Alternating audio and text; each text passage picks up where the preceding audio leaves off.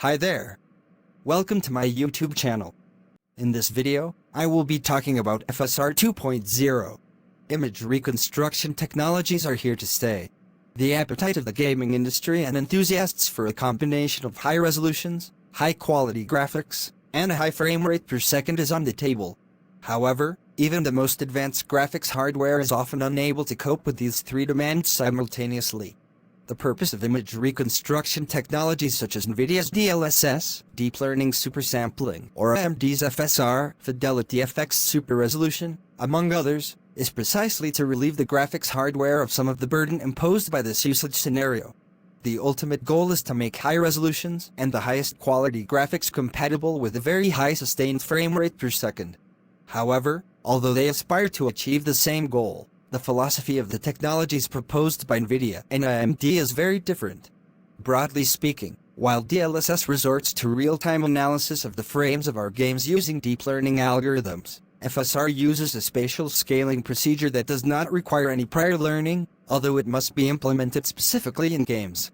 The image quality offered by the latest versions of NVIDIA's technology is higher than that of AMD's in the same usage scenario, but we should not overlook the fact that DLSS 2.0 represented a very important advance over the original version of this technology. And there is a chance that FSR 2.0, which has just been officially announced by AMD, will do the same.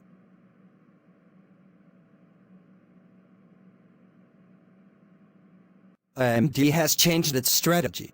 Instead of continuing to refine the spatial scaling used in the original version of FSR technology, it has opted to redesign its image reconstruction algorithm from scratch with the aim of delivering image quality similar to, or even superior to, the native image, but drastically increasing the frame rate per second in those games that support it. That's what AMD tells us, and while it looks good, we won't know if FSR 2.0 lives up to the expectations it's generating until we get a chance to try it out. In any case, this is not the only thing this company has unveiled today. It has also given us some interesting clues about the operation of what is currently its most advanced image reconstruction technology. The temporal scaling procedure implemented in FSR 2.0 analyzes the color of each frame, the depth and motion vectors handled by the logic elements involved in the rendering pipeline, as well as the descriptive information of the previous frames, to create a new image that, in theory, manages to recover a very high level of detail. And, at the same time, it minimizes the jagged edges of the objects displayed on the screen.